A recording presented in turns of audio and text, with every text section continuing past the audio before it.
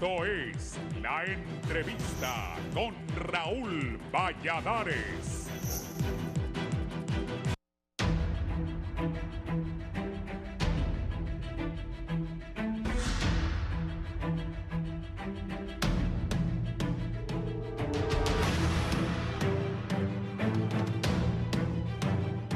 Un año decisivo en América Latina, donde se llevan a cabo diferentes procesos electorales en países donde la derecha busca regresar y mantenerse en el poder, habiendo fuertes debates y señalamientos entre ambos bandos.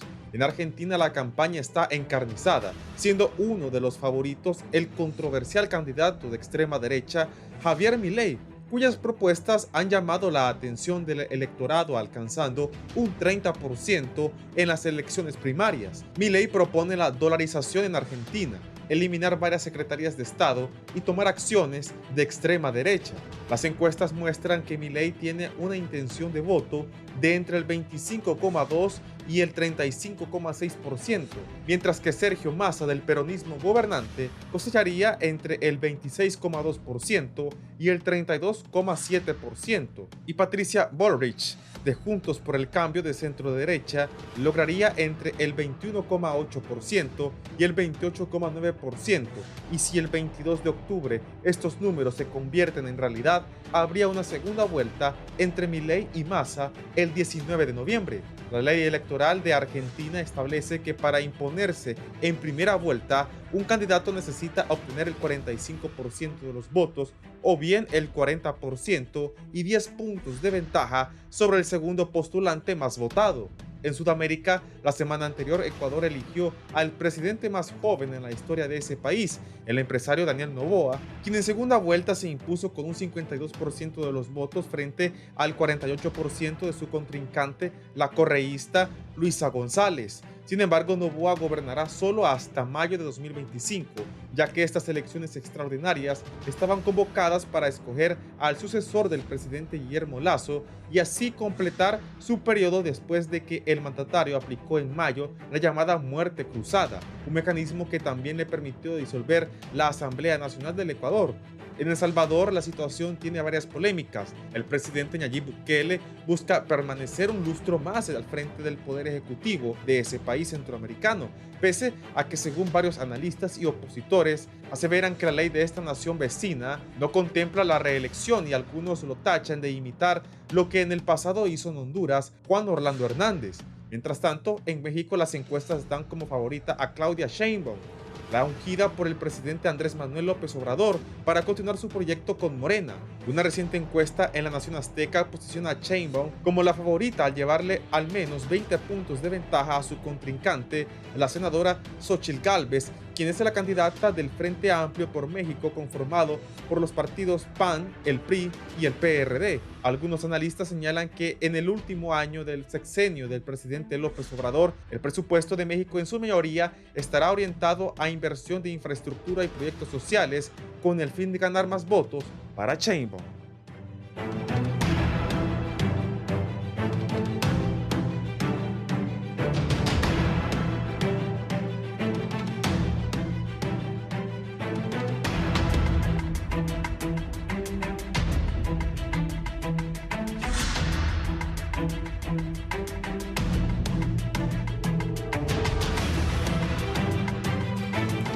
Buenos días, las elecciones en Argentina son el próximo domingo, vamos a ver qué pasa, hablaremos también un poco de la victoria de Noboa en el Ecuador y el fenómeno, como así le llaman muchos, de Bukele en El Salvador. Tres distinguidos invitados, don Marvin Ponce, un gusto que esté acá. Buen día, licenciado Valladares y el doctor Aristides Mejías y a mi amigo Julio Raudales, presidente del Consejo Nacional Electoral. ¿Qué apellido me pone? Es Julio Raudales, Julio. Julio Navarro, perdón, es que ya rato Aristides estaba con el Julio Navarro, Julio Raudales. Como Julio Raudales aparece bastante en este foro. Bien, gracias Marvin. Aristides Mejía Carranza, abogado, ¿cómo está? Muy bien, muchas gracias y es un placer volver acá a este programa después de que he estado haciendo un tiempito, y saludo a los amigos que has invitado y bueno, hablemos de la política internacional. Don Julio Navarro. Un gusto, Raúl. Ya tiempo no miraba a Marvin. Creí que andaba en la clandestinidad. Y Tito, dije yo, ha de ser el gallo tapado que tiene el Partido Liberal, que no lo muestra. Pero hoy aquí está, mira. Para candidatos. Sí, para candidato. Ya te hizo el día. Ya, Tito. está bueno, ya me pusiste bien alegre. Ya te fíjate. pusiste en la línea. Que alguien piense de en mí como sucesión. candidato Sí, es una primicia, ¿verdad, Raúl? Sí, hombre, claro. Claro que sí. Porque ¿por qué no? Raúl nunca ha aspirado a los cargos. No, pero lo mencionan siempre como candidato. Raúl siempre es mencionado porque siempre es primera opción de un montón de gente, pero Raúl no quiere nunca. aquí estamos bien. Bueno, Milei, Massa, Burnich en la Argentina. Marvin, ¿cómo ve la situación para el domingo? Bueno, mire, normalmente en las elecciones del paso, que le llaman en Argentina, que son como las primarias para los partidos políticos, Milei no fue a elecciones él solo, su partido se candidateó solo, mientras que los otros partidos fueron a elecciones primarias, 2 o 3 candidatos. Eso le dio la posibilidad de avanzar bastante con su discurso muy fuerte, libertario, con su discurso irreverente y también demostró realmente que la derecha está más fuerte que la izquierda, o que el peronismo por lo menos. El peronismo muy dividido en 3 grupos, el kirchnerismo, el masismo y los que se fueron, inclusive algunos con Milei. Entonces, una candidata que antes era de izquierda aparece ahora en la derecha también, con el partido de Macri. Y Massa, que es el candidato peronista progubernamental, que se mira fuerte, pero también en la tendencia izquierda-derecha se ve más fuerte la derecha. No obstante, ahora van a una elección donde si no gana más de 40% el candidato y 10 puntos de diferencia sobre su segundo, tiene que ir a una segunda vuelta. Y saca 45%, pues puede ganar la elección en primera vuelta. Entonces, está demostrado que las elecciones van a ser ahorita en octubre, y en noviembre habrían la segunda vuelta. Y esta segunda vuelta siempre son más complicadas, ¿vale? Se ha visto realmente en los esquemas de segunda vuelta, por ejemplo en Guatemala, que la candidata Sandra Torres por tercera vez se somete a ese proceso y pierde. Lo mismo pasó con el correísmo, 2 veces ha ido a elecciones ganando la primera vuelta y perdiendo la segunda. Entonces eso pone en manifiesto realmente que la situación no está tan fácil. Pero también, también ha ocurrido también que en las segundas vueltas están votando, por lo menos en estas 2 elecciones, en las 3 elecciones que hemos visto, un promedio de un 75 a 80% de pobladores. Y en la elección de primera vuelta de Argentina solo votó el 67%. Eso pone en manifiesto que podría también el voto que no votó en la primera vuelta, en las primarias, se pronuncia ahorita, ¿va? En los debates se ha visto realmente la fuerza de Milei, pero también se ha visto la inteligencia y la solidez de Massa y la Burlich. En ese sentido, yo creo que Milei va a llegar a un 28%, y Massa puede rebasarlo más bien en un 30-31%. Y la tercera fuerza sería la del partido de Macri, que también es una fuerza grande, porque son 3 fuerzas las que miran ahí, y 2 partidos pequeños, uno de centro, pero de un peronista arrepentido, y la otra que es la izquierda, ¿va? El Partido Obrero de los Trabajadores, que también podría ser un aliado de Massa en segunda vuelta. Entonces, Milei no las tiene todavía seguras, ¿va? Lo único que es la moda, ¿va? Es la moda, y también es más que extrema derecha y que una nueva derecha, es realmente la suma de la mente de las dificultades que vive el pueblo argentino por su situación económica, y buscando un candidato realmente que jale el voto joven, el voto rebelde y el voto desencantado, ¿va? Bajo ese esquema, Yo creo que esta segunda vuelta se va a poder definir la situación en Argentina y eso va a depender de los resultados, pero yo veo a Massa que va creciendo. ¿Va? Ayer vi realmente unas encuestas yo. Massa es el ministro de Economía de la Argentina. Del peronismo, sí. Y se ve, y que él en teoría representa a la izquierda, ¿va? Pero es una centro-izquierda muy complicada porque viene del populismo peronista, donde se han dividido permanentemente, ¿va? Inclusive la candidata a la derecha fue de los montoneros de Argentina, que eran las izquierdas revolucionarias de los años 70, ¿va? Entonces se mira realmente que las ideologías van en un proceso de involución, donde básicamente son los problemas de los pueblos a los que se les busca en forma tecnológica cómo llegar al corazón del voto, a la moda del voto y a buscar formas de gobernar. Entonces, es ahí donde salen los Milei, ¿va? Como aquí salió Nasrallah en su momento aquí, ¿va? No gana de una sola vez Milei, pero usted. No creo que gane una sola vez. Creo que va a tener que ir a segunda vuelta. No le ajusta porque los otros partidos son partidos más consolidados. El partido de Milei es un partido más nuevo. Y Milei es un actor nuevo también en la política, lo único que ha emergido fuerte. Y en países como Argentina, donde la crisis es tan fuerte, el discurso de Milei pega en cierto sector de la población, pero también la gente se asusta cuando plantea que va a eliminar el Banco Central, que va a eliminar un montón de cosas que se han hecho del statu quo. Bueno, anoche revisando, está una pizarra y dice, él va y dice, ministro del Trabajo, lo arranca y dice, no, ministro de Economía, no, dice, y empieza, que no se necesitan. Sí, que no se necesitan. Sí, entonces...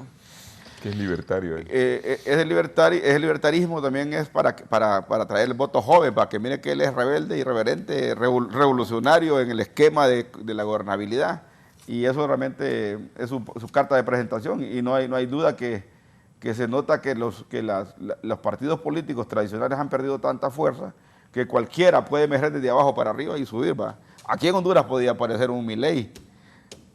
Algunos querían antes un Bukele, ¿va? Ahora la moda es Milei, ¿va?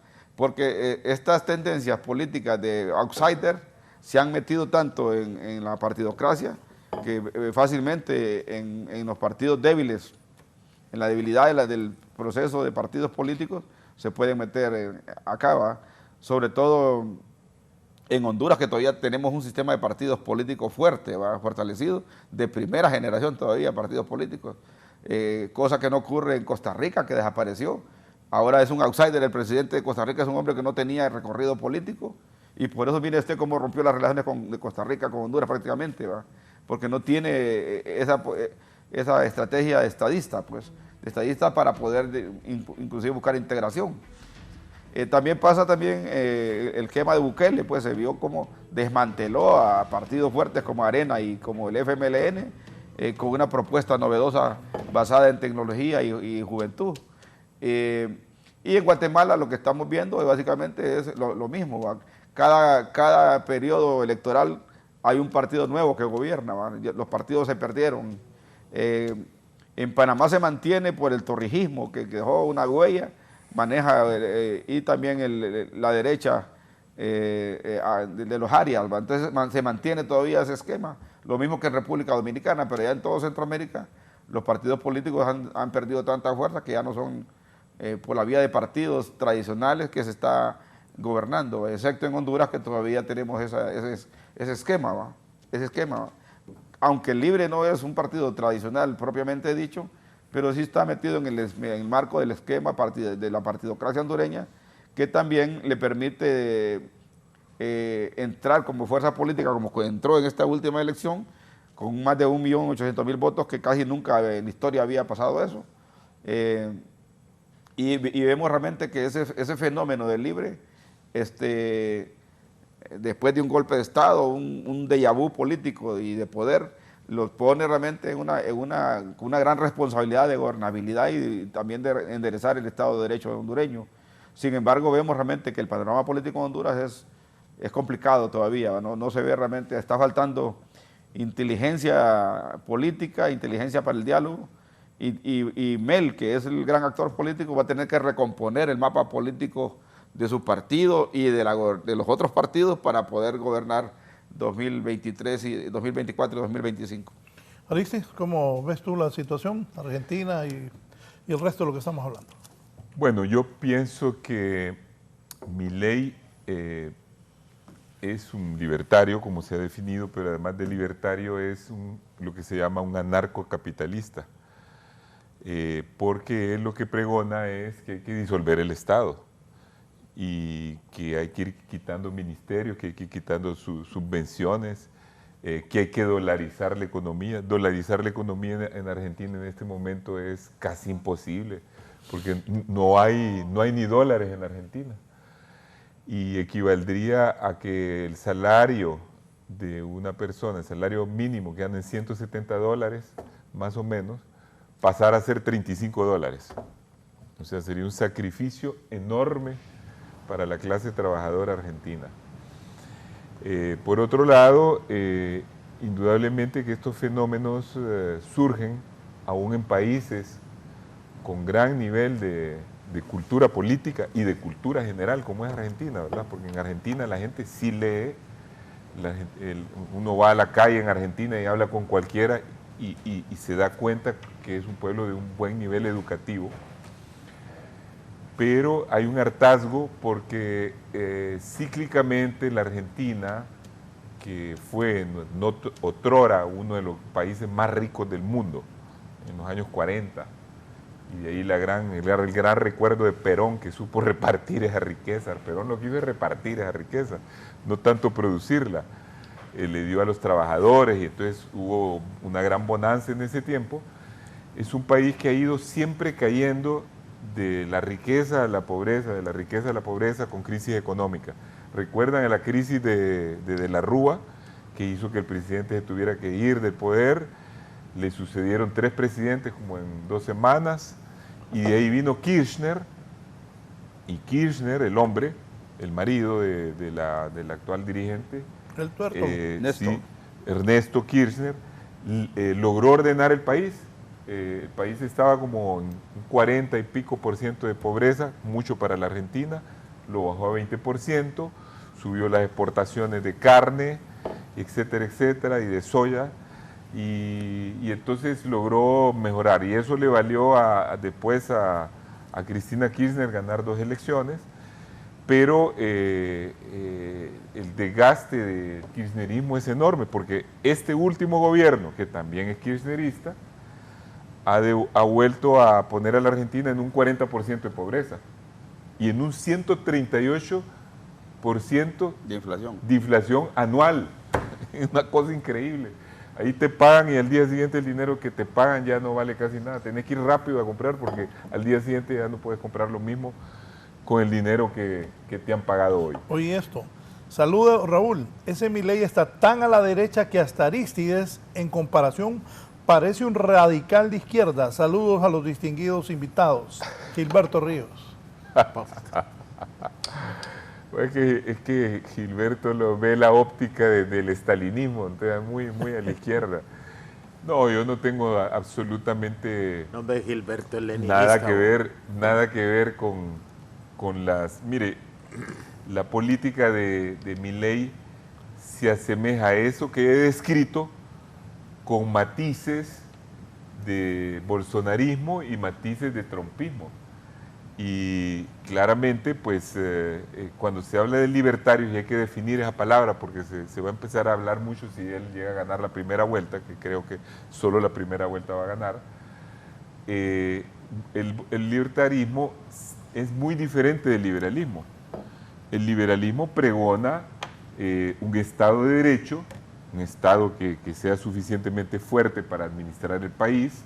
Él pregona además una economía de mercado y pregona programas sociales, pero el libertarismo significa darle la libertad absoluta al individuo sin ninguna intervención del Estado, casi como volver al estado de naturaleza, donde el más fuerte se come al chiquito, donde el Estado no te puede proteger en nada, no debe intervenir en nada, donde en el mismo capitalismo que él pregona, el anarcocapitalismo, no deben haber ni reglas prácticamente, cuando todos sabemos que si no hay reglas, aún hay reglas en Estados Unidos, enormes, ese país es sumamente reglamentado, y cualquier país capitalista del mundo, porque si no el sistema capitalista no funcionaría. Tiene que haber por lo menos un Estado que registre las propiedades, que diga cuáles son las condiciones bajo las cuales la propiedad privada debe existir. Entonces, lo que estamos diciendo es que Milei es un libertario, que es un fenómeno político, porque la gente está cansada de estos gobiernos que se han vuelto alternativamente o bien ineficientes o bien corruptos. Pero la segunda vuelta ya es otra cosa, ¿verdad? La segunda vuelta significa que puede haber una reacción a favor de Massa, que es el ministro actual de Economía, que no tiene tampoco tan buenas credenciales porque la economía anda pésima, pero en función de preservar el sistema político argentino, es muy probable que haya una gran masa de votantes que le cierren el paso a Milei. Y dicho esto, bueno, el otro tema, no sé si lo abordamos ahora, el de Ecuador y el de, creo que más adelante, pero con respecto a Argentina es lo que yo en este momento visualizo y todo el mundo está pendiente porque a Milei, el apodo que le han puesto en Argentina es el loco Milei, ¿verdad? Entonces, el loco, el peluca. El loco, el peluca, el león, es un fenómeno indudablemente, emociona a la gente, pero las cosas que está diciendo a veces lucen como un poco de disparates en un país que más bien necesita un poco más de orden, un poco más de institucionalidad, luego de tantos años de kirchnerismo de la señora, ¿verdad? ¿No? Que es diferente al de Néstor. Sí, más adelante voy a colocar aquí, don Alan Macoto me ha enviado un video. Julio, ¿qué piensas? Raúl, yo recuerdo cuando uno estaba en el colegio que le decían, traiga el nombre de todos los presidentes de América Latina. Y lo llevaban. Que eran casi los mismos que te habían pedido cuando estabas en sexto grado. O sea, no cambiaba. Hoy en América Latina lo que más hay son elecciones. ¿Te imaginas que en el 2023 en América Latina han habido 4 procesos electorales y la mayoría de primera y de segunda vuelta? En el 2024 van a haber 5 procesos electorales en América Latina y en el 2025 2 grandes. No, el 2025 va a estar Venezuela. O ¿Y sea, Honduras? van a haber 3 procesos electorales grandes. En el 2024, el más grande, el más trascendente va a ser México. Entonces, ha cambiado. Como también decía Marvin, hoy, antes, el organismo que tenía más expectativas de vida eran los partidos políticos. Llegaban a una longevidad. Bueno, el Partido Liberal ya pasó 130 años más. Y hoy, las instituciones con menos expectativas de vida son los partidos. O sea, en cada proceso electoral se organizan juntas de interés político y entran como partidos, como movimientos, como iniciativas ciudadanas a participar en los procesos electorales. Entonces, hoy los procesos electorales de convocatoria son totalmente abiertos. Y en ese espacio de apertura aparecen los provocadores. A mí me parece que Milei es un provocador al establishment. Claro. Es un provocador que ha salido de las mismas frustraciones que han tenido las clases políticas para darle coherencia al poder como tal. Yo creo que Milei, por lo que vi en el cierre de campaña, Milei no va a ganar, no va a ser presidente. Mira, escogió un lugar de 15,000 personas para hacer su gran... Me leíste la mente, pensé en eso. Para hacer su gran... Solo pensé en el su gran Nacional de concentración. Ingenieros, un poco más grande, que el Nacional de Ingenieros sería donde Milei cerró. Yo creí que iba, para el mediatismo que ha tenido. Porque Milei le han dado espacios mediáticos realmente enormes. Y yo creo que los han ido dando con un propósito, para que él vaya reduciendo sus iniciales pretensiones. Comenzó diciendo que el libertario, que el individuo puede hacer con su cuerpo lo que quiera, y si quiere vender órganos, que los venda. Cierto. Así digo, ese es el libertario, sí. El individuo como tal, la exaltación del individuo. Contra el aborto. Del individuo como tal, dice. Pero luego dijo que estaba en contra de la interrupción. Dijo que Julio decía el aborto, que si no el pueblo. Dijo que estaba a favor de la venta de armas.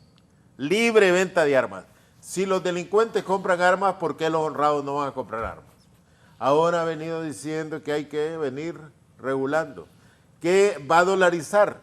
Y la dolarización no es novedad en América Latina. Lo hizo El Salvador. Ecuador. Y lo hizo Ecuador. Con dolores. Pero las perspectivas es que en Argentina realmente habrían dolores mucho más profundos. Porque recordad, Macri endeudó al exceso a Argentina. Él agarró el poder después de los Kirchner, dijo yo resuelvo esto endeudando y si tengo que irme me voy, y hoy está Milei simpatiza con Macri. Milei, sí, es simpatizante. Pero lo critica a la vez como parte de la clase política corrupta, pero Macri, y que endeudó de verdad a Argentina. Pero él dice que, yo lo he visto, que Macri, hasta lo pone por ejemplo. Pero Macri las castas, les dice él. Mira, Raúl, Macri ha renegado de esa admiración. Que le da, Milei. Entonces Milei viene a provocar la institucionalidad, como en alguna forma lo hizo Trump en Estados Unidos. Y Trump en Estados Unidos es presidente gracias a Obama, porque Obama se convirtió prácticamente en una frustración para todos aquellos que creían que Obama iba a abrir el sistema a otros sectores como tal. Con la crisis del 2008 hizo otras cosas y ahí aparece Trump. Pero Trump también fue efímero. ¿Viste? El establishment se logró unir para sacarlo como tal. Entonces yo a Milei no le veo de que vaya a ser presidente de Argentina. Sí va a tener capacidad de competir en esta primera vuelta. ¿Por qué? En Argentina, si uno analiza, ahorita hay un cuadrado que se divide. Una parte la tiene Milei, un 25%, otra parte la tiene Massa. No llega al 43 Milei. Otra parte la tiene la Burchis. Y hay una cuarta parte que está entre esos partidos pequeños que van y el resto de la población. El otro elemento, mira, Milei entusiasmó su mayor fuerza para ir a primarias, para ir a las primarias que se realizan en Argentina, como dijo Marvin, sin tener contrincante. De ahí los peronistas tenían contrincante, la Burles tenía contrincante, entonces ahí se dividió el voto. Por eso Milei... La Burles ganó el segundo debate por lejos. No, incluso partidariamente el partido La Burles sacó más votos que Milei, incluso que los otros, partidariamente va. Ahora la Burles, ella solita en la primaria partidaria saca menos votos que los otros, pero el partido que representa a la Burles saca mayor cantidad de votos. Entonces así está, o sea que no las tiene todas consigo Milei, pero yo creo que habrá logrado algo, y es que los que representan al Estado burgués como tal se den cuenta que son vulnerables, y que son vulnerables desde adentro, desde adentro y no de la izquierda, sino que están pensando en la izquierda, que un poco le pasa a uno eso aquí. Milei ya logró algo importante, le quitó la mujer a uno de los más importantes hombres de televisión, y eso fue el escándalo. Entonces mira, las grandes consignas, una comediante, sí. Las grandes consignas de Milei se han venido debilitando. Y hay otro elemento que no lo hemos mencionado. A Argentina los gobernadores son poderosos. Hay 24 provincias donde los gobernadores son casi como los gobernadores norteamericanos o los gobernadores mexicanos. Sí. Allí hay mucho poder. Y el otro elemento que tiene de obstáculo Milei es el Senado y el Congreso de la República. O sea, todas sus medidas que él dice, ¿cómo las vas a resolver? Yo tengo que modificar la institucionalidad del Estado. ¿Cómo? Tenés que ir al Senado y tenés que ir al Congreso. Y ahí están representados. Ahí están representados los grupos de poder tradicionales. Entonces Milei, como dice la mayoría de los críticos, Milei es un salto al vacío. Y en ese salto al vacío puede provocar mucho dolor a la Argentina como tal. Y también puede provocar demasiada incertidumbre al sector capitalista de Argentina como tal. ¿Va? Eso cuando dice que voy a eliminar el Banco Central, cuando todos sabemos que el Banco Central es resultado del pacto burgués, porque alguien regule la competencia salvaje que tenemos los capitalistas como tal. Entonces le dice el banco define tasas de interés más altas, tasas de interés aquí, porque si no sería un salvajismo como tal. Entonces a mí me parece que el pensamiento de Milei no da para que un país un poco más culto y que tenga mayor racionalidad electoral como es Argentina pueda llegar a ser presidente.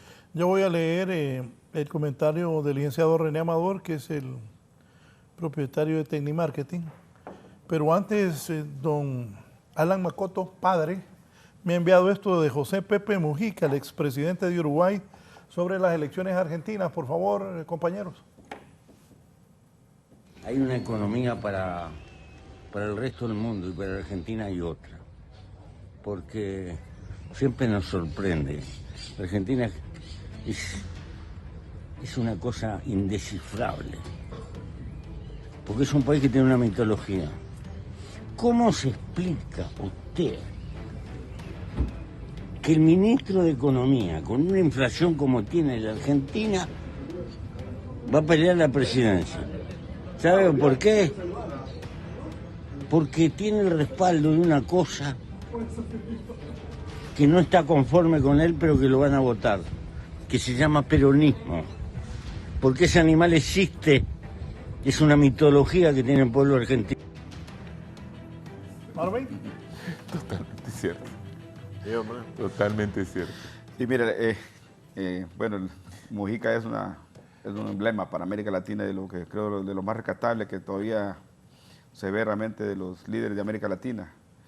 Y qué bien que exista Mujica. Mire, Argentina siempre ha tenido problemas económicos desde los años 70, ¿va? Porque el problema es que Argentina nunca pasó de una economía de materias primas y poco tecnológico para exportador, a pesar de que Argentina es el mayor productor de carne del mundo, el de los mayores productores de soya, de los mayores productores de alimentos, de trigo, de arroz, de azúcar. Argentina no pasó de ser un país productor de materias primas y el mundo cambió, pues la transformación. China cambió por la transformación, Estados Unidos, la maquila y tanto. Entonces, esa economía realmente de Argentina siempre ha estado golpeada.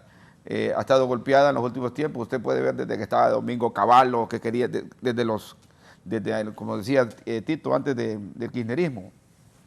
El kirchnerismo se sacrificó, inclusive pagó la deuda del Fondo Monetario Internacional y quedó en cero.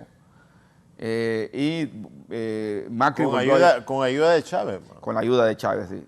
Y quedó en cero y también el caso el problema de Argentina, de la pérdida del poder adquisitivo del peso argentino ha sido,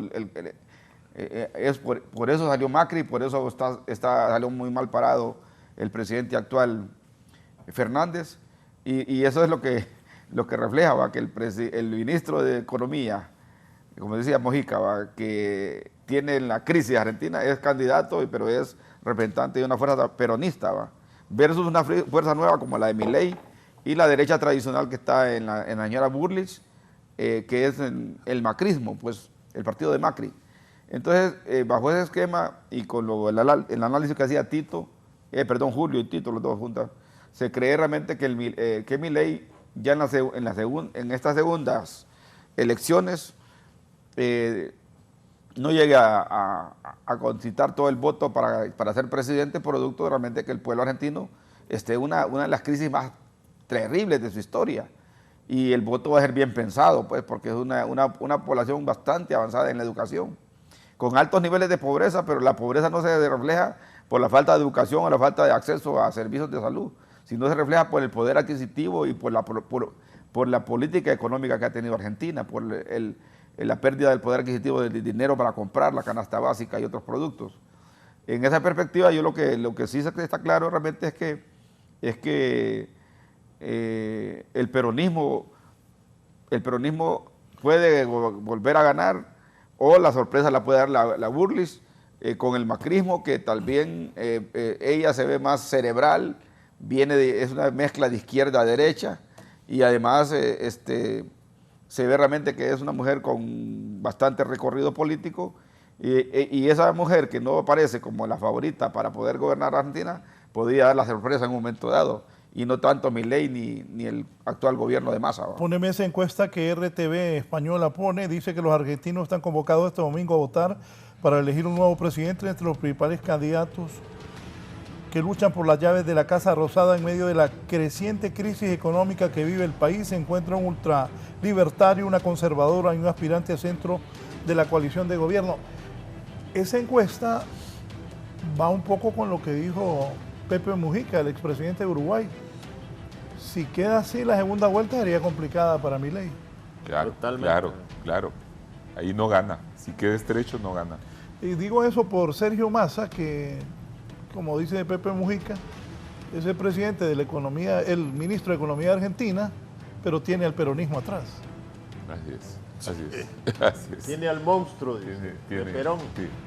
Sí, el fenómeno podría ser ahí realmente que a la segunda Mira, vuelta fuera Sergio Massa. Ahí está Juan Schill, que viene del peronismo. Sí. La Miriam Birgan viene de la izquierda, realmente izquierda. ¿va? Ahí Tomás tenés La Miriam Bregman fue hasta trotskista. Ahí tenés casi 10 puntos. Sí, Que no se van a ir con Milei en una. No van a ir con Milei. Pero el voto de Macri no va a ir con Milei. En una. El voto de Macri. No creo que vaya. No, una parte. Recordad que es el grupo político más racional del sistema. ¿va? Una parte se le puede ir, ¿verdad?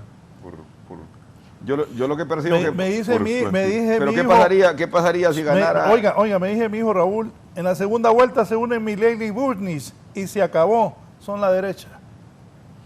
No, es que lo que decía un poco Marvin, mira, hoy es bien confuso hablar uno si estos son de derecha, estos son de centro o estos son de izquierda.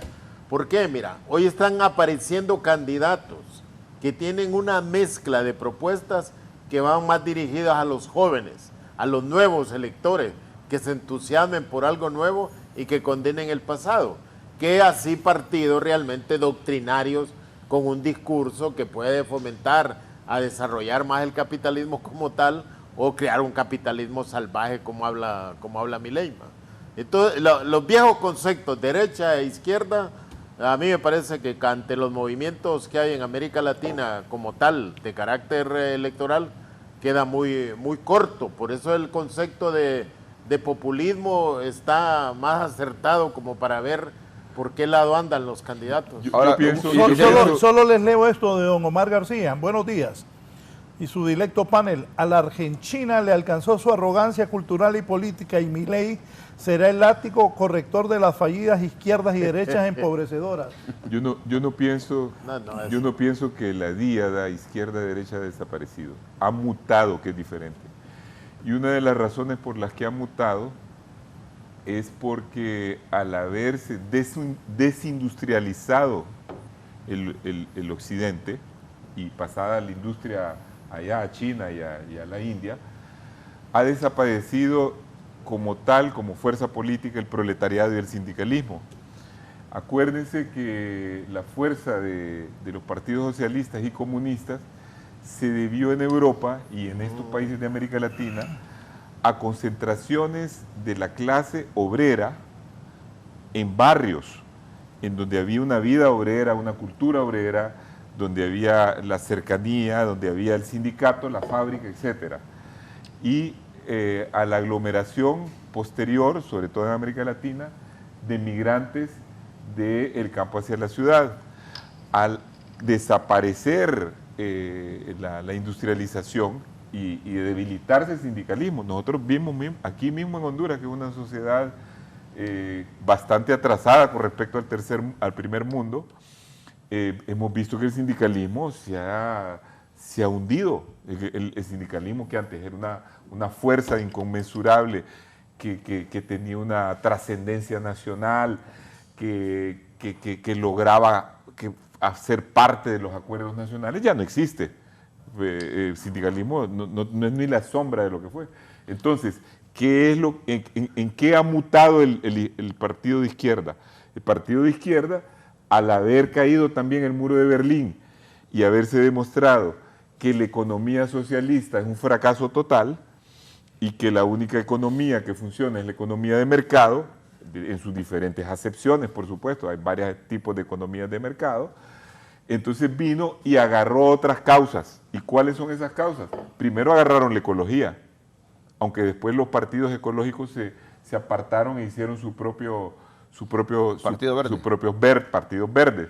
Después agarraron las causas de las minorías, problemas raciales, problemas de género, el problema de la inclusión, de la victimización. Por eso se dice, vivimos el siglo de las víctimas. Porque ahora, por ejemplo, nosotros vemos aquí en nuestro país o en otros países, se le da una gran importancia en la discusión a si se va a cambiar en la educación los términos sobre la educación sexual, sobre esto, sobre lo otro, cuando, por ejemplo, en Honduras todavía no se ha resuelto el problema de la paternidad irresponsable, que es más grande que otros problemas, o el problema de la igualdad de la mujer, de oportunidades, porque no se ha resuelto. Es decir, el feminismo, digamos, constructivo, debería estar bien vigente y bien fuerte, pero siento que el tema de género se ha ido poniendo por encima de la lucha feminista. Entonces, ¿qué es lo que pasa? La izquierda ha hecho acopio de eso, es un tipo de izquierda, ¿verdad? Después tenemos izquierdas populistas, porque el populismo puede ser de derecha y de izquierda. El populismo no es más que la negación de las élites. El populista lo que denuncia es que las élites son corruptas, que el conocimiento no importa, que la meritocracia no importa, que la calidad que vos podás tener en ciertas personas no importa, que lo importante es el sentir del pueblo. Y si el pueblo siente que hay que portar armas, o que hay que arrasar con la Amazonia, o que hay que, ¿cómo se llama?, utilizar cualquier medio. Hay que repartir la jubilación. Exacto, entonces hay que seguir lo que el pueblo dice. Eso es el populismo. Y por eso existe populismo de derecha y de izquierda. Hay un populismo que desestructura todos los beneficios sociales. El populismo en el fondo es resolver los problemas no en forma estructural, sino coyuntural. Dale. Y por eso es desestructurante, vos lo has definido porque vos sos sociólogo, es desestructurante y puede desestructurar tanto las conquistas sociales, o sea, las conquistas de la izquierda, como puede desestructurar las conquistas o los adquiridos de la derecha. Por eso el populismo no tiene ideología. Pero estoy muy de acuerdo, y con esto termino, que tanto el populismo como las nuevas versiones de la izquierda muchas veces han implicado un retroceso a la democracia en el mundo, y eso está reflejado en informes de transparencia de democracia, porque hay algunos regímenes, tanto de derecha como de izquierda, que han ido en contra de los fundamentos de la democracia. Raúl, solo permítame, tengo que hacer una pausa. Tiene que leer ahí. Gracias a también, la gente claro, tiene está bien, claro, y nos gusta. Hola Raúl, le mando un fuerte abrazo. El pueblo está cansado de lo mismo, los jóvenes estamos cansados de lo mismo. Los felicito por su programa, dice Alan Macoto, hijo. Aquí también me dice Milei hondureño. Alan Macoto. Me dice don René, el licenciado René Amador de Tecnimer, va con lo que me dijo Raúl. Argentina a tres caras. Si Burris, la candidata de Macri, decae, las posibilidades de Milei de ganar en primera se fortalecen. Milei arrastra el voto generacional, los más jóvenes lo prefieren. Si la participación de estos sube, podría ganar en primera. En el peor de los casos, Milei estará en segunda vuelta. Burris se ha visto eclipsada por su padrino Macri, quien no ha ocultado simpatías.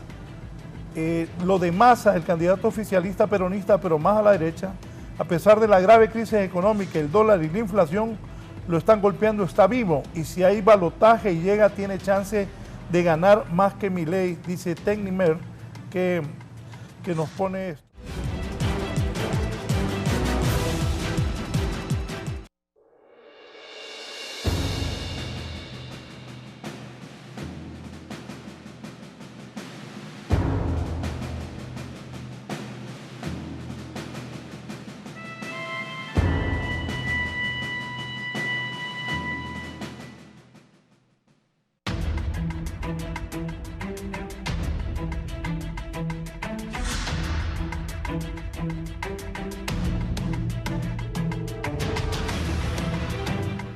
Vamos en vivo.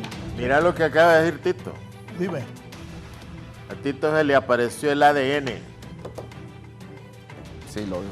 y ha dicho una cosa provocadora. Que la debilidad de los partidos de hoy en día de su permanencia tiene su origen en haber destruido los movimientos gremiales, los movimientos sociales, Sí.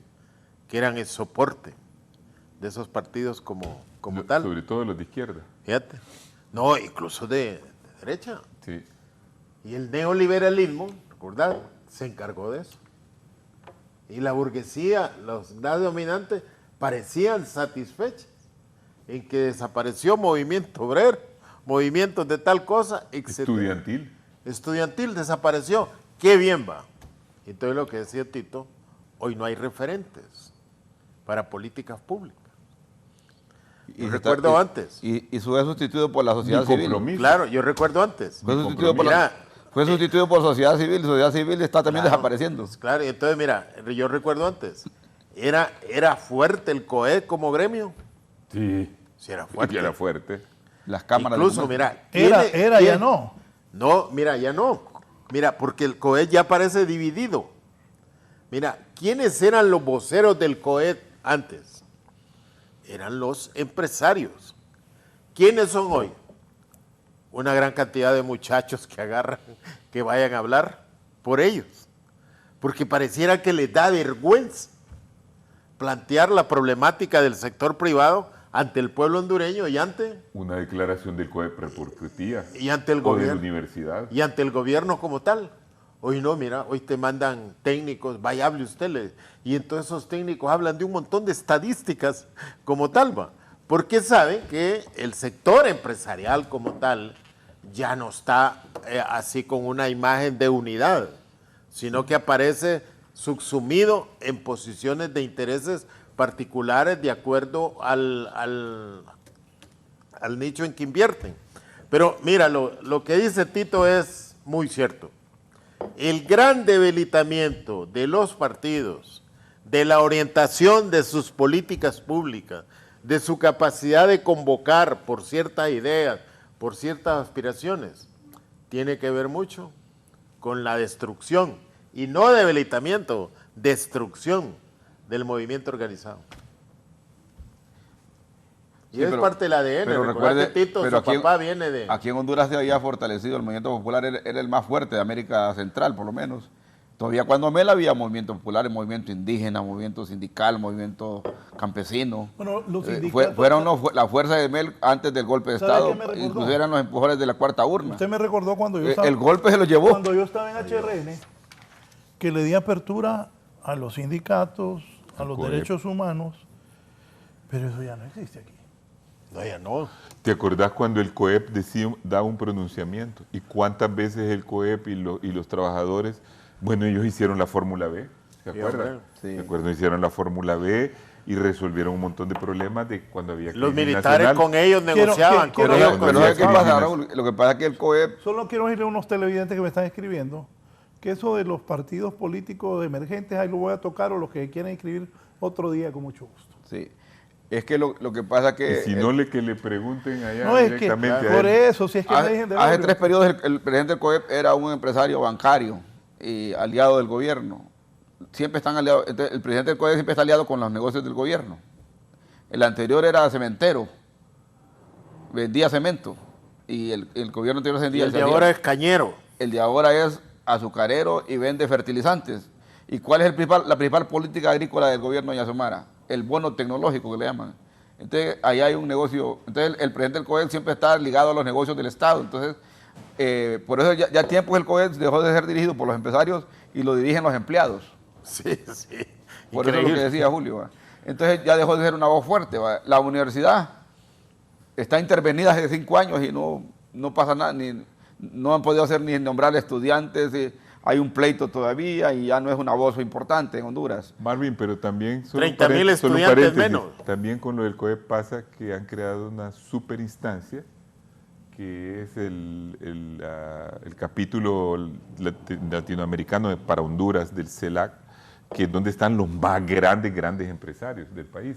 Entonces ya el COEP tampoco es, digamos, el COEP de antes.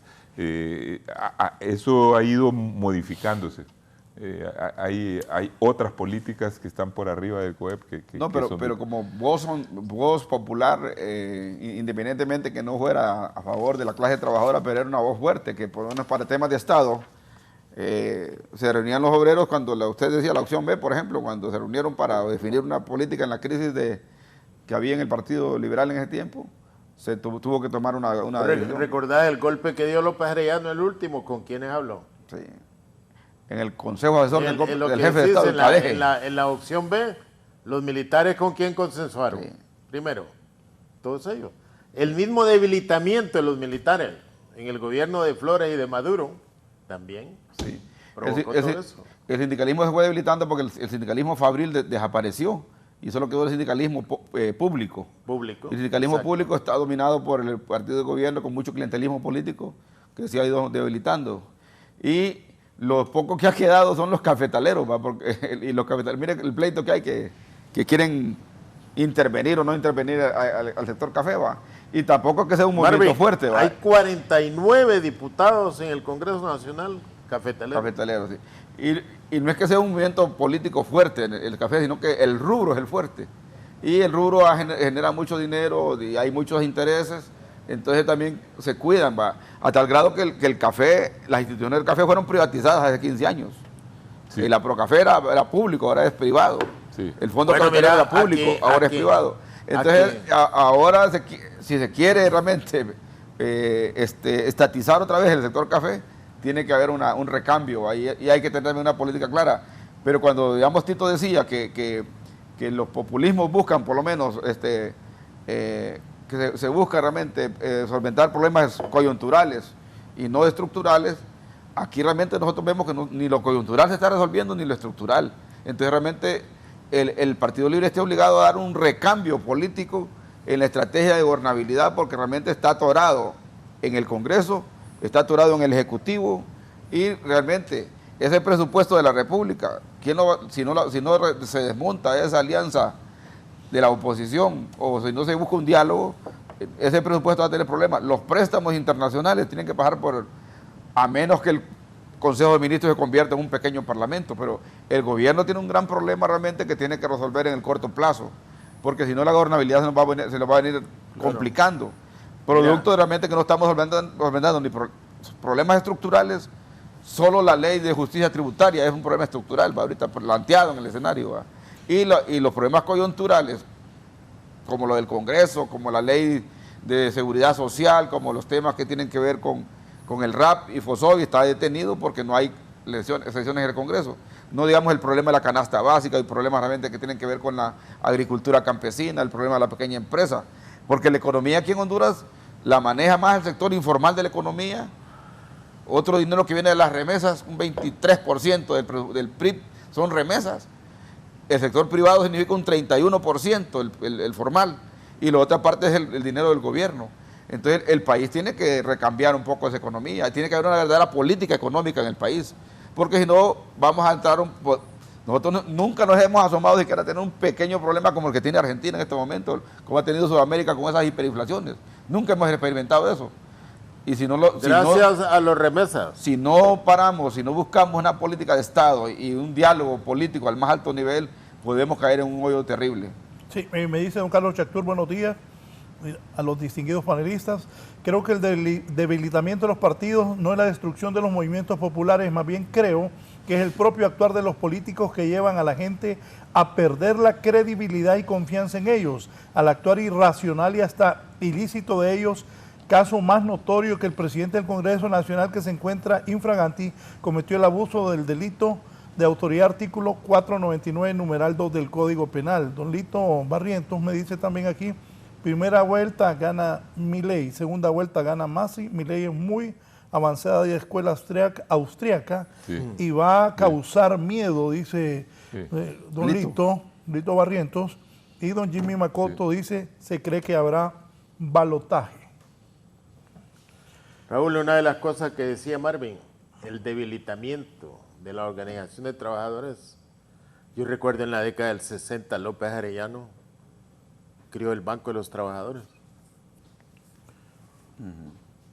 Sí. Creó el banco, ¿te imaginas? En Centroamérica el único banco que hubo de trabajadores. López Arellano. Fíjate que aquí se lo robaron o lo desaparecieron. Sí, se lo robaron. Y no hubo una tan sola pancarta en las calles a no permitir eso. Y nos robaron las acciones Julio, también. Y se robaron las acciones, y no hay y eso no creo yo que haya pasado. Y los sindicatos tenían proyectos de vivienda. Totalmente, hombre. Varios Pero el Banco de los Trabajadores, López Arellano, en una concesión que dio allá por 1965, creó el Banco de los Trabajadores. Aquí lo desaparecieron y nunca salimos a las calles con alguna pancarta. Sí, pero es que organizaciones como la FECITRAN. Mira, ¿te acordás que allá en el norte estaba el sindicato más fuerte que era Citraterco? La colonia FECITRAN. Entonces crearon la colonia FECITRAN, que es una colonia muy grande y muy importante. Después crearon una colonia vacacional en el mar, allá por Travesía. Tenían un montón de cosas. Lo que pasa es que cuando los sindicatos empezaron a presionar mucho por sus conquistas laborales, ¿qué hizo la compañía? Vendió las fincas a hondureños, les dejó el problema de los trabajadores a ellos y se dedicó solo a comercializar. Un amigo de todos aquí me dice, buenos días, en privado se robaron Bancafé, dice aquel. También Bancafé. También Bancafé. Sí, también Bancafé. Hubo problemas ahí. Entonces, cuando alguien, ¿quién fue el que dijo acá de los comentaristas? Yo lo conozco, pero dijo, el problema no es de la desaparición de las organizaciones, sino de la corrupción de los políticos. Es que los políticos antes se cuidaban porque detrás de ellos las organizaciones estaban pendientes. Si un político venía apoyado por una organización, por el COEP, que era fuerte, o por esto, no tenía mucho margen de maniobra, tenía que cumplir con ciertos compromisos. Pero si un político ahora, como ocurre por ejemplo ahí nomás en Guatemala, ¿verdad?, que se forman y se deshacen partidos a cada rato, allá no hay prácticamente partidos permanentes. La organización era una especie de auditoría política. Claro, es decir... Que eso fue el COEP. Sí, y en el caso de los partidos de izquierda, todas las organizaciones de izquierda, los sindicatos y todo, ejercían una especie de control ideológico y de comportamiento sobre sus diputados, sobre sus miembros, e iban y hablaban con ellos. Y también los de derecha, venía la gente, si quería resolver un problema, hablaban con ellos, porque miren, no queremos que pase esta medida o queremos imponer esta medida. También tiene que ver eso de ¿cómo se llama? El descompromiso, si se podría utilizar esa palabra, de todos frente a organizaciones que les respaldan por detrás. Mire la paradoja, el Banco de los Trabajadores, ¿va? La FECITRAN era socio, Sutrasco, varias federaciones de sindicatos, ¿Vos sacaste préstamo alguna vez ahí? Sí, yo saqué ahí. Pues ahí dejaste tu pistillo. No, yo tenía 3.700 lempiras de acciones y mi mamá me ha dejado 4.800 de Y lempiras. desaparecieron. Sí, se las robaron. No fue que se desaparecieron, se las robaron. Y se robaron más de 800 millones de acciones de los trabajadores. Sí. Entonces, mire que Pero eso habrá... lo que pasa es que habrá la prescrito FECITRAN, que eso, era una de las organizaciones más fuertes de la... Habrá prescrito eso. Habría que ver. Pero No mire, sé, la FECITRAN... No sé, francamente. Lo que es la FECITRAN, que es una de las puede ser centrales que no. más importantes de trabajadores de la costa norte, porque está el Sutrasco, Depende Sutraterco cómo y lo todo eso. hicieron. Pasó de ser una federación de sindicatos a ser casi una empresa de bienes raíces. Se dedicó a hacer un montón de proyectos y fue de las grandes, de la FECITRAN, el Sutrasco, la FECICIT, fueron de las que quebraron, las que saquearon un poco el banco, que inclusive algún dirigente hasta se mató.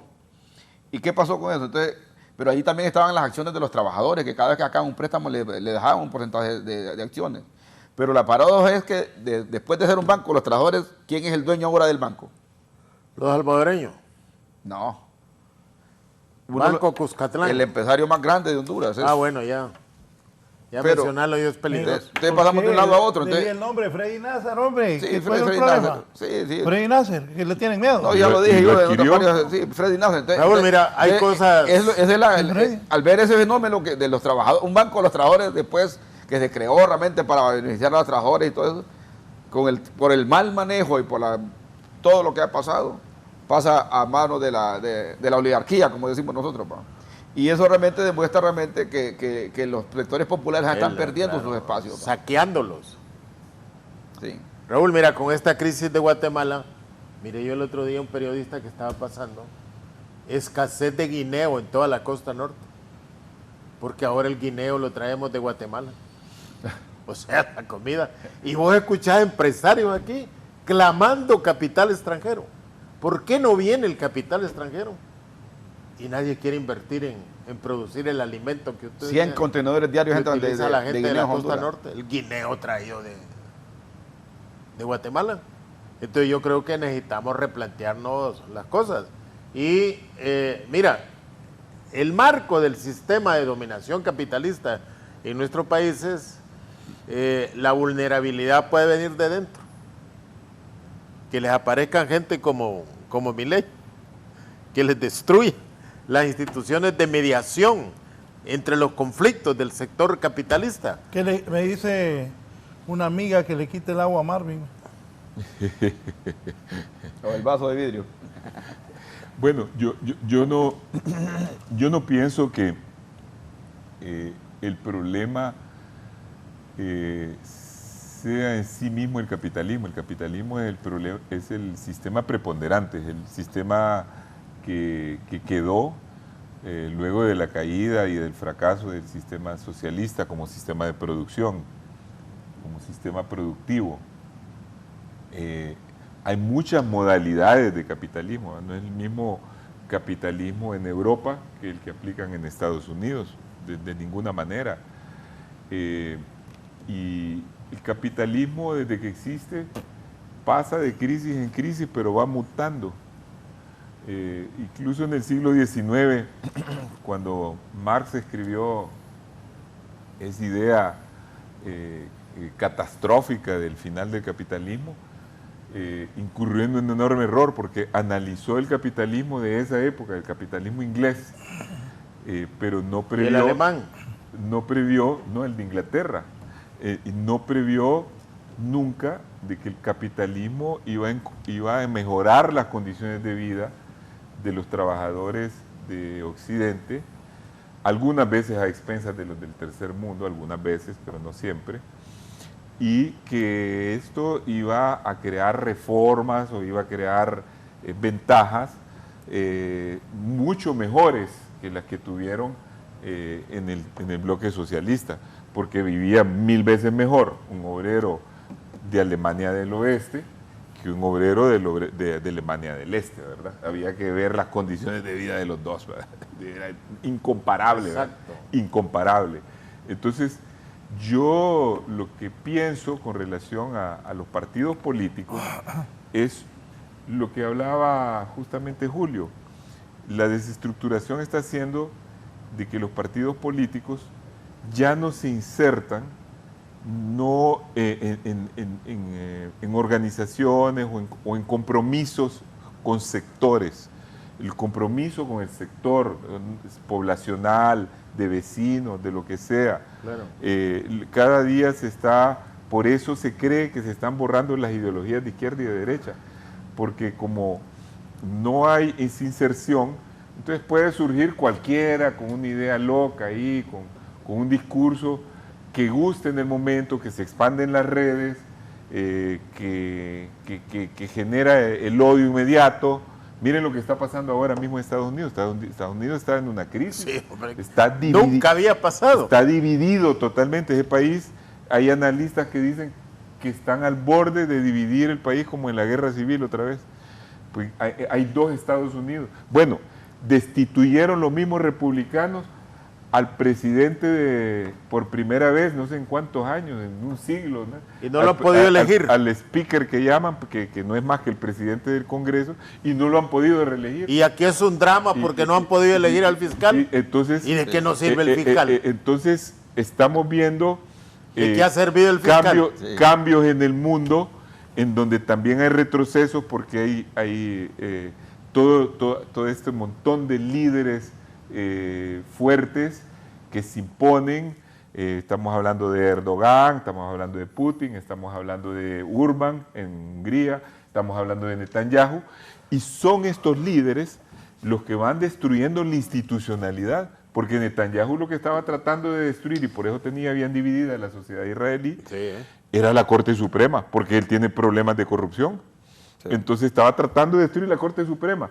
Y una de las grandes críticas ahorita, con lo que acaba de pasar por el ataque del grupo Hamas a Israel, es que no solo es que los agarró desprevenidos porque la operación fue bien diseñada, pero es porque estaba también la sociedad israelí distraída en un tema de política doméstica, porque estos líderes fuertes lo que quieren ir es contra las instituciones, y como igual que Bolsonaro, igual que Trump, quieren destruir y desacreditar las instituciones.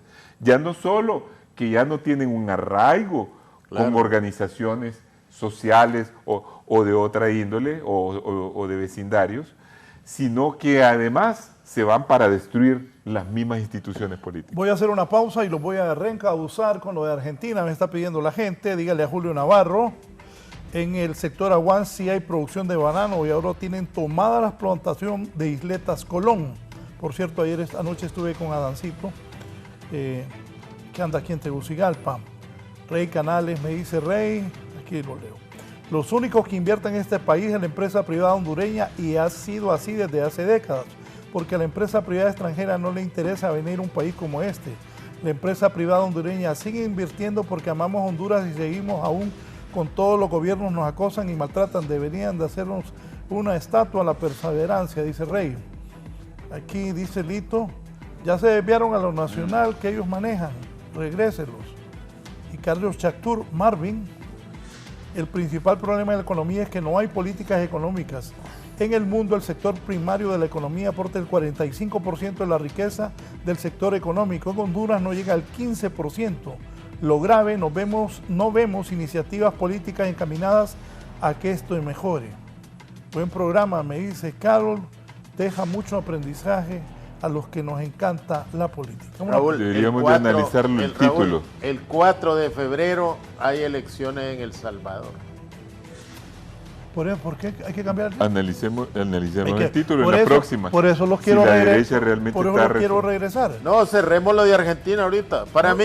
Argentina yo creo que le hemos hablado. Milei no es presidente de Argentina.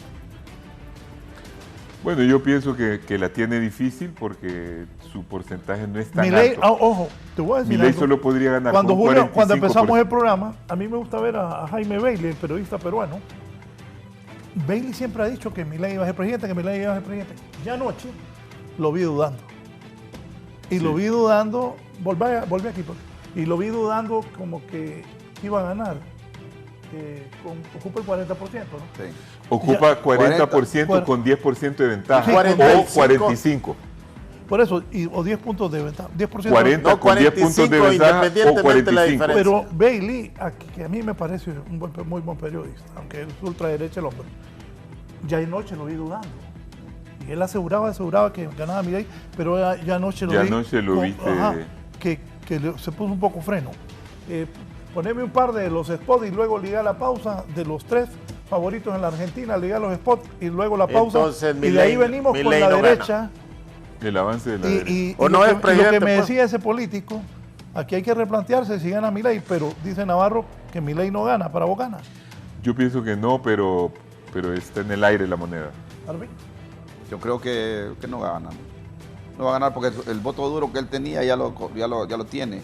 Y la posibilidad de conseguir nuevos votos podrá conseguir 5 o 8% más. Y no le ajusta. No le ajusta para ganar.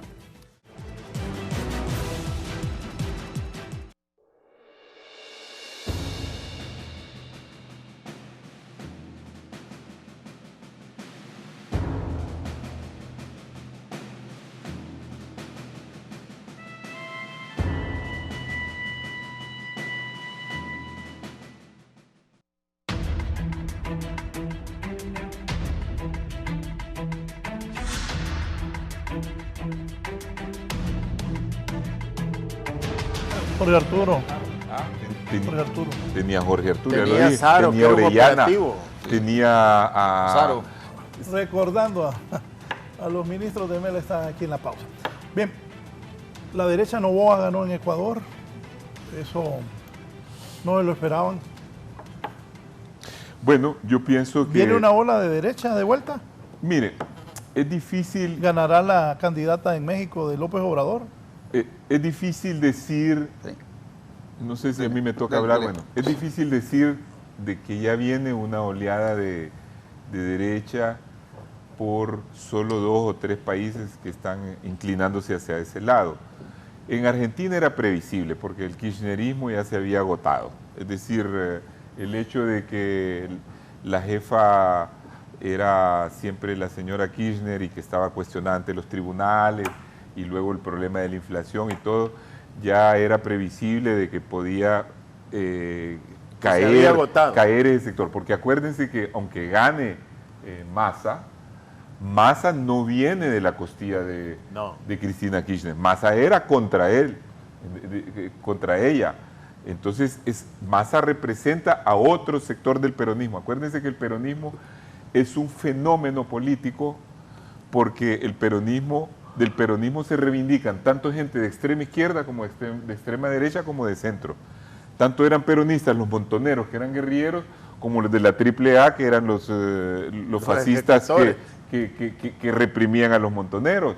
Entonces, en el peronismo es un universo y quiere decir que la llegada de Massa, si llega Massa, va a ser el fin del kirchnerismo, en mi opinión.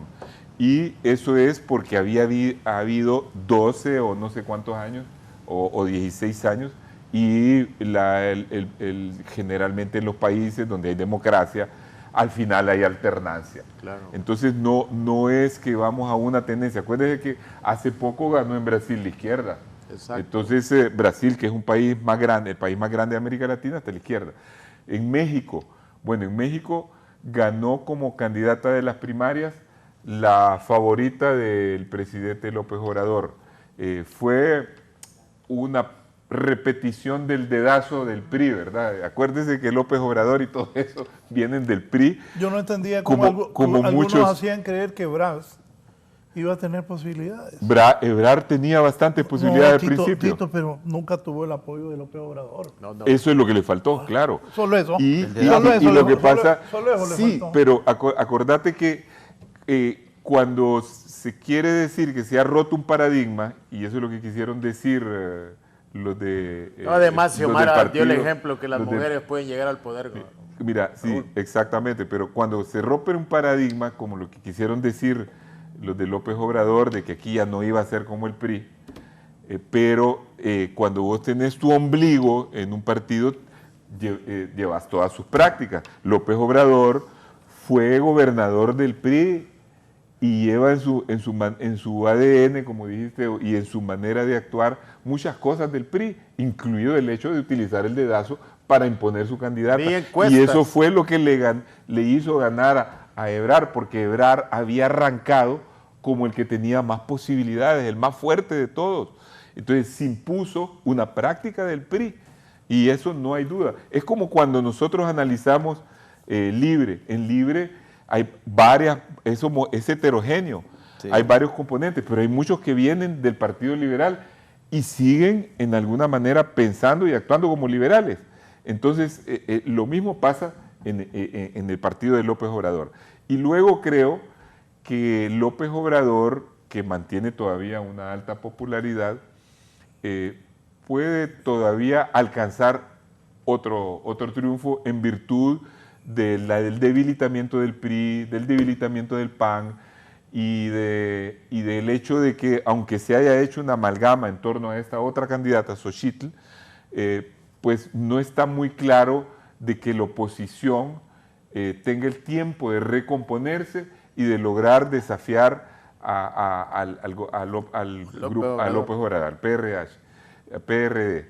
Entonces, quiero decir en esto, la mayor posibilidad en las elecciones de México, 2 de junio del 24. Desde hoy, ¿verdad? 2 de junio del otro año, falta poco, falta menos de un año.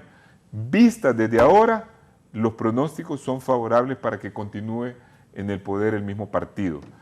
Quiere decir, con respecto al tema que tienes ahí, la derecha busca retomar el poder en América Latina, que otro país grande... El titular es correcto. Que sí, que el país más grande de los hispanoparlantes, sacando a Brasil, que es lusoparlante, pues, habla portugués, pero de los hispanoparlantes, de los que fuimos colonias de España, que es México, permanecerá en la izquierda. Entonces, ¿qué avance puede tener la derecha? Mira, Guatemala basculó hacia la izquierda. El único que va a repetir, yo creo, con gran fuerza, es Bukele. En Guatemala sorprendieron a la derecha. Bukele, que para mí, sí, en Guatemala la derecha... La agarraron manos arriba. Sí, la agarraron manos arriba. Entonces, el único que para mí puede repetir, y es un hombre para mí que está más ubicado a la derecha, es Bukele. Si lo escriben. Porque si lo escriben. Lo van a inscribir, hombre, si Bukele tiene un control absoluto del país. Además, mira, Tito ya estuvo en el Tribunal Supremo, ya sabe cómo escribe. El poder que tiene Bukele en el país es más allá, más allá del poder de la institucionalidad que cualquier demócrata pueda tener. Entonces eso no hay duda que él va a seguir en el poder y además es inmensamente popular, y eso pasa con todo aquel que toma medidas de fuerza, que controla un país. Mire, todos los que toman medidas de fuerza y empiezan con gobiernos de fuerza, ganan popularidad. ¿A cuánta gente ha perseguido Bukele? ¿Cómo va a querer salir del poder Bukele con todos los que ha perseguido? Sí, no, pero hay otra cosa. Tito, Bukele mismo, Bukele pone claro a los empresarios y los manda a amenazar. Así es. Pero, y hay otra cosa, Raúl, mira, ¿cuántas veces no han oído ustedes decir aquí en Honduras dos cosas? Y eso en todos los países ocurre. Puche, que en este país es un desorden, hay que buscar y poner a alguien que ponga orden. O gente que dice, en este país estábamos mejor con Carías porque no habían ladrones. Esa misma historia, vos lo oís en Rusia. Por ejemplo, un montón de gente rusa dice, los viejitos, estábamos mejor con Stalin porque ahí mandaban a matar a todo el mundo. Lo oís con todos los dictadores. Pero ¿cuál es el problema de todas las dictaduras? Mire, todos los que son dictadores, como tienen todos sus poderes, comienzan bastante bien porque dicen, bueno, vamos a mandar a meter a la cárcel a todos los mareros. No hay leyes que valgan. Entonces, bien fácil, ¿va? Vamos a mandar a matar a todos los que andan delinquiendo. Bien fácil. Entonces, todo el mundo aplaudiendo. Vamos a llamar a poner en orden a los empresarios. Bien fácil. ¿Me entendés? Así empezó también el primer gobierno de Chávez. El gobierno de Chávez, mire, puso en orden todo lo de las petroleras. Agarró el pisto de las petroleras y lo distribuyó. Aprovecho. ¿Y quién los quita después? Sí. Así empezó el gobierno y con esto termino, con el gobierno de ¿cómo se llama? Aquí a la par de Ortega, poniendo orden, habían inversiones, pero después Cuando ellos se han enquistado en el poder, ¿quién los puede quitar si han destruido las instituciones democráticas? ¿Quién va a poder quitar a Bukele después? ¿Quién va a poder quitar a Ortega? ¿Quién va a poder quitar a Maduro? Nadie los puede quitar. Me dijo un empresario fuerte de Honduras, mira Raúl, tenemos 7 años de trabajar en Nicaragua, no hemos tenido ningún problema.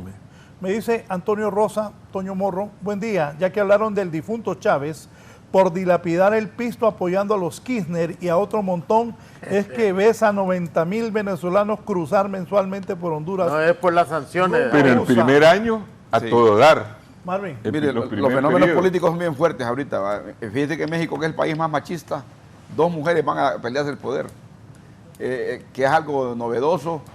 Y ese ejemplo lo dieron los hondureños. Sí, aquí ya lo dimos los hondureños.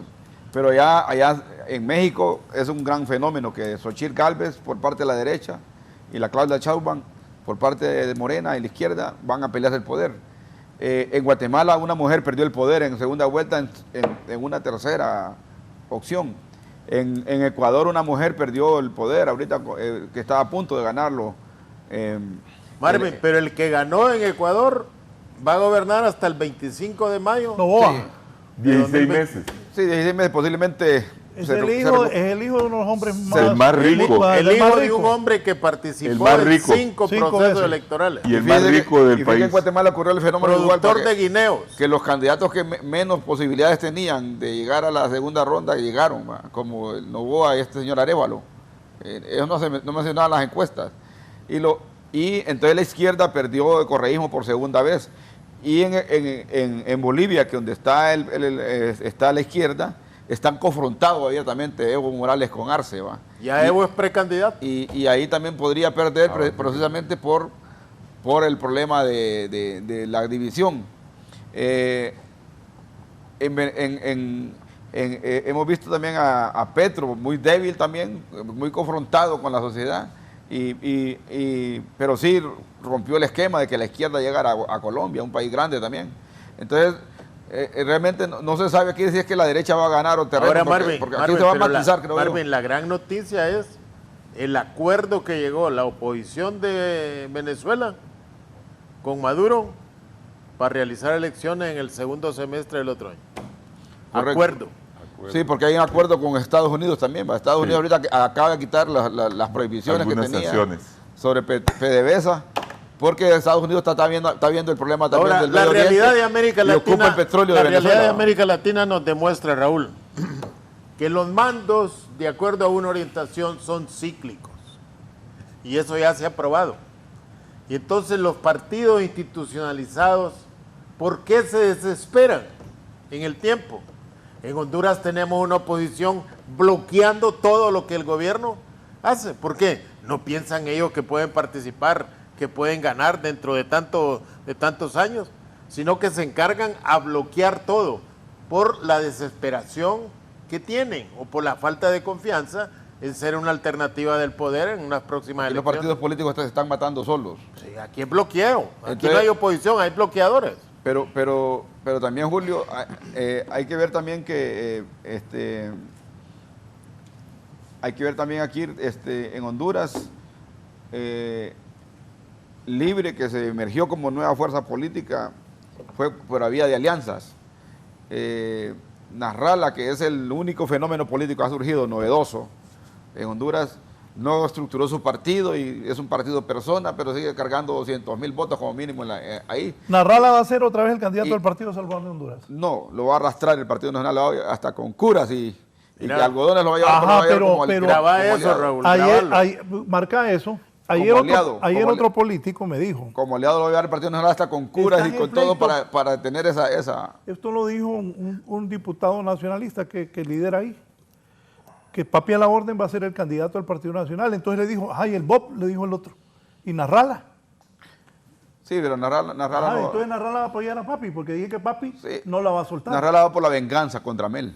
Ese es su principal mensaje. ¿va? Narrala cedería Su al Partido motivación. Nacional. Sí, cedería, sí, va a ceder. Porque el negocio de Narrala es la deuda política. El pistillo que consigue por esa vía. ¿Cuánto dinero ha ganado Narrala en política en estos 3 periodos electorales? ¿Y quién maneja ese pisto? Pregúntense ustedes. Entonces Narrala se va a unir a quién? Al Partido Al Nacional. Partido Nacional y en el box. ¿Con quién de candidato? va a ser Tito Afur el candidato. Tito Afur es candidato. Y al final también va a haber toda una injerencia desde fuera para hacer una gran pelota, un bloque grande de políticos contra el Partido Libre para sacarlo del poder, como ocurrió en el periodo anterior, que se unieron para sacar del poder a Juan Orlando Hernández. ¿Y en el Partido Liberal quién es el candidato? Usted. No, hombre. No, está Maldonado, ¿va? Está Maldonado, no sé si quiere él, porque están un poco ronceros también, ¿va? Está Yani, está usted, se menciona también a Jonita, Aristides un tiempo fue precandidato también. Entonces, tienen gente, lo que pasa es que... ¿Y el Libre, Marvin, quién va a ser el candidato? Para mí va a ser Enrique Reina o Rixi Moncada. Calix, Calix, Carlos Eduardo. Calix va a ser puesto en el Congreso en Carlos diciembre. Eduardo, Mauricio Ramos. En enero va a ser puesto Calix en el Congreso por 2 años para garantizar gobernabilidad en el Congreso y para quitárselo de encima del Partido Libre. Y creo que de ahí no veo muchos candidatos, ¿va? Porque el Libre depende de lo que diga Mel también, ¿va? De lo que diga Mel, ¿va? Y también, pero sí Libre, si no se sabe manejar, va a haber una confrontación fuerte cuando Julio abra las puertas para las elecciones primarias. Cuando se abra la pesa. Van a empezar, se va a debilitar el Partido Libre si no sabe manejarse, ¿va? Porque no sabemos qué están pensando los Bartolos, los Juanes Barahonas. Cuando se abre el telón. Porque acuérdense que la fuerza que agarró la familia en el poder ha sido tan grande que desplazó a gran parte del partido en el usufructo del poder, ¿va? Real del país, ¿va? Una cosa es recibir proyectitos y recibir migajas, y otra cosa es tener el poder real, pues. Y el poder real lo tiene la familia presidencial, ¿va? Entonces, en ese sentido, cuando se abran las pesas, este 28 de junio va a tronar quiénes son los candidatos. Porque a Calix, si no lo quieren escribir, no lo escriben, ¿va? Si no les conviene, no lo escriben en nada y punto. Entonces, aunque Calix para mí es el político más fuerte de Libre después de Melba, en cuanto a popularidad y atracción de gente. En Tegucigalpa. Pero también Calix está preñado por los grupos económicos. Y ese es el problema más grande que tiene como para poder ser el candidato real del Libre, ¿va? ¿Qué pensás? Bueno, yo creo Mira que, cómo se ríe, Julio. yo creo que ya viniendo de la política nacional es un poco prematuro, el momento es muy confuso, estamos al final del segundo año, todavía no se perfilan ni se dibujan bien claramente quiénes van a acceder a las posiciones. Esos nombres que acaba de mencionar Marvin son nombres que andan en el ambiente, pero ya analizándolos de uno en uno va viendo de que algunos sí quieren, otros no quieren, otros tienen unos intereses que no les conviene participar. Entonces yo me abstendría de dar alguna opinión en este momento porque creo que el gran destape Permíteme felicitarte, Tito. Por esa modestia. Sí, porque yo creo que el gran destape va a ser después de Semana Santa. Ahí es donde van a empezar a aflorar. Acuérdense que siempre en enero hay una especie de adormecimiento que viene de las Navidades. En enero van a haber muchas cosas en el Congreso. Hay cambio de directiva. Bueno, te voy a decir, en este momento, estos últimos días de octubre, noviembre, se van a definir muchas cosas para el futuro del país. Sí, en estos días. En estos días, ok. Sí, en pero... el plano político. En el plano político. Que va a comenzar con los acuerdos que se van a dar en el Congreso. Sí, y se van a dar los acuerdos creo que en enero, que es cuando cambia la directiva, y allí pues puede arreglarse, por ejemplo, lo de la fiscalía, porque los partidos van a tener la posibilidad de negociar otras cosas. Entonces se da, como se dice, toma y daca. Hay más menú. hay más donde negociar. Marvin, ¿están consolidados los sellos en el Partido Nacional? Para mí eso va a ser en ese momento. ¿Los sellos del partido? No, tan débiles. El Partido Nacional... ¿El Partido Liberal, los sellos? El Partido Nacional... tan débiles también. Partido Nacional, lo que pasa es que no van a soltar así nomás, ¿verdad? No se ve ningún movimiento de renovación todavía. Sí. Ahora, en Honduras, Raúl, desde que hay elecciones primarias totalmente libres, la mayoría, cualquier Milei puede aparecer. Otro destacadísimo político de Honduras me dijo, Hay espacio para mire Raúl, me dijo, el hecho de que fuimos a elecciones, que doña Xiomara ganó, es un gran logro para Honduras. Estamos en paz. La sociedad, con las diferencias políticas, pero estamos en paz, hubo elecciones, no estamos como Guatemala, no estamos como El Salvador, que aquí hay una relativa calma gracias a que el pueblo fue a elecciones. Sí. Exacto. Y se va a continuar con eso. Mira, Guatemala lo que ha desencadenado las elecciones, Se va a terminar con eso. porque la derecha realmente fue sorprendida. Apostaron a candidatos que ellos creían que era la última vez que ganaba, Sí. y les aparece otro, y no radical, Sí. sino que es un hombre, yo lo veo muy Un mundo Orellana les apareció. muy mediador, pero no toleran tan siquiera, eso. Eso es lo que nosotros en Honduras debemos de aprender, hombre, las lecciones de confrontación que hay en otros países y buscar acuerdos de gobernabilidad para desarrollar políticas públicas que favorezcan Ahora, al país. Julio, yo veo eso factible en Guatemala, pero no tanto en Honduras, porque fíjate que en Guatemala ya días desaparecieron los partidos tradicionales y ya días está esa práctica de que en cada elección se conforman partidos y desaparecen. Aquí todavía el sistema de partidos no ha sucumbido, ¿verdad? Los partidos siguen siendo los grandes vehículos para acceder al poder y además forman parte de la estructuración del Estado. Acuérdense que todas las instituciones del Estado están negociadas en base a los 3 partidos. En eso invirtieron mucho los Estados Unidos aquí. Entonces yo no veo, solo termino aquí, no veo que en los próximos meses alguien venga a derrumbar eso, fíjate. Y ya faltan pocos meses para... Yo pongo Semana Santa como el límite. Después de Semana Santa explosionan todas las candidaturas, empieza a salir todo el mundo con sus aspiraciones. Un tal Larios le manejaba la candidatura a Nasralla ya para las elecciones. Ah, sí. De repente apareció Barquero, ¿va? Sí. Y al mes Barquero llevó a Nasralla a Libre, ¿va? A la Sí. alianza. Y esa alianza realmente trajo a las voluntades más 500.000 liberales también, porque los liberales, las últimas 2 elecciones le han dado el triunfo, le han dado los votos a los aliados, a la alianza, sin estar aliados. Sí. Los votos de la gente. Se van los votos. Sí, entonces, ¿qué pasa? Esa alianza fue forzada desde fuera del país. Y esa alianza realmente era básicamente para que no siguiera ganando el Partido Nacional y no se murieran los partidos políticos de oposición. ¿Qué hubiera pasado si hubiera ganado el Partido Nacional en la elección que ganó doña Xiomara? ¿Cómo estaría Libre ahorita? ¿Dónde estaría Mela ahorita? ¿Dónde estaría el Partido Liberal con Yanni dirigiéndolo? ¿Qué hubiera pasado después de esa derrota?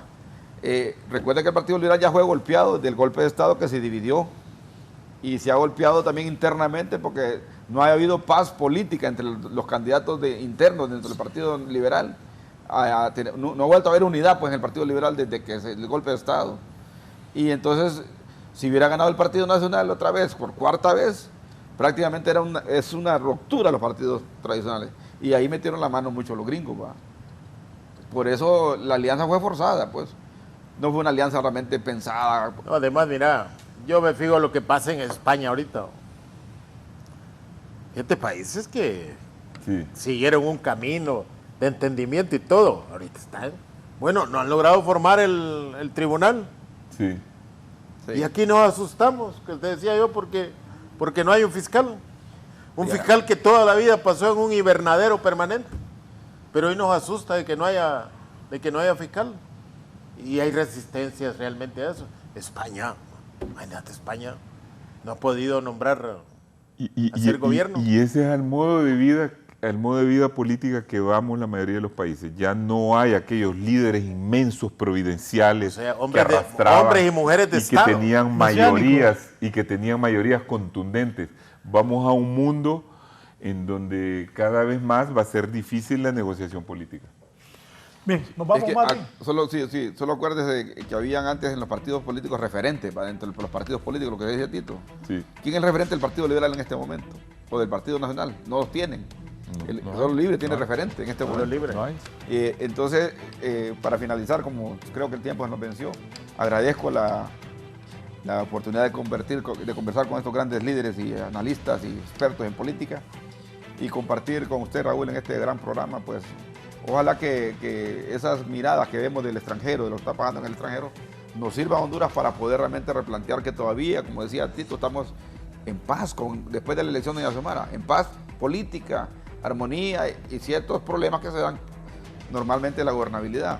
Pero eso se puede resolver realmente buscándole rumbos a definir políticas públicas. Estamos en la posibilidad real nosotros de todavía de levantar este país.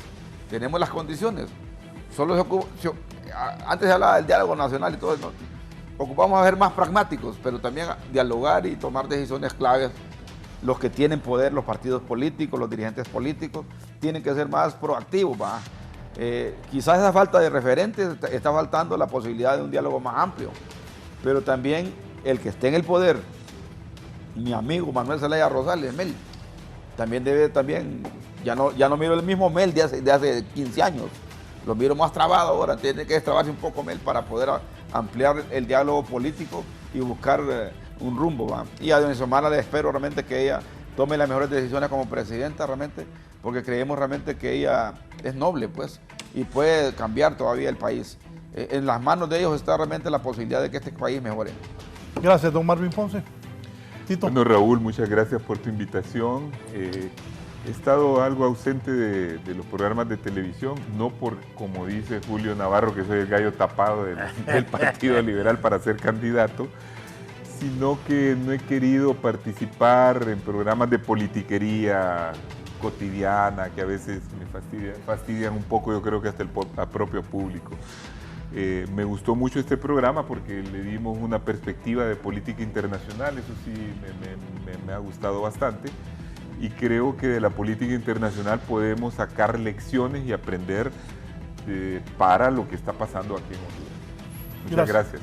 Don Julio. Yo creo, Raúl, que en Honduras estamos obligados a llegar a acuerdos de gobernabilidad que permitan, como dice Marvin, desarrollar políticas públicas, hombre, y dar incentivos a la economía para poder recuperar el país. Y que la oposición, es cierto que ha estado 12 años en el poder, pero que no se desespere. Ya vendrán las elecciones en el 2025 para probar si pueden ganar. Mientras tanto, dejen de bloquear al gobierno, porque el gobierno necesita funcionar y necesita reconstruir la institucionalidad que en algún mal momento, por malas decisiones, se rompió. Bien, gracias a todos. El compañero, amigo Rafael Castellanos dice: buenos aportes de los expositores. Sí saben, dice Rafa Castellanos. Un abrazo. Que pasen un buen viernes. Feliz fin de semana. Gracias. Buenos días.